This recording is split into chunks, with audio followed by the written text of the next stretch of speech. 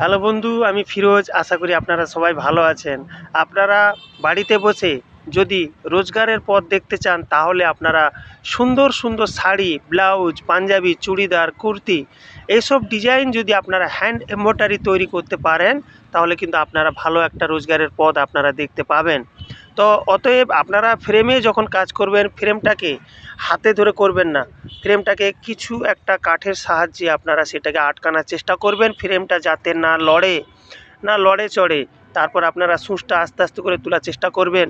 সূচের জায়গায় সূচ তুলবেন, দেখবেন, লক্ষ্য রাখবেন, সূচের দিকে চোখ রাখবেন, সুন্দর করে সুতা ফেলাবেন। আর মোলায়েম সুতায় যদি করতে চান, তাহলে সিল্ক রেশমের সুতো দিয়ে আপনারা করতে পারেন। সিল্ক রেশমের কাজে আপনারা ভালোভাবে তৈরি করতে পারবেন। যে কোনো গোলাপ ফুল টুল, যে কোনো ফুল, যে কোনো পাখি, যে কোনো ধরনের আপনারা তৈরি করতে পারবেন। ধন্যবাদ সবাইকে।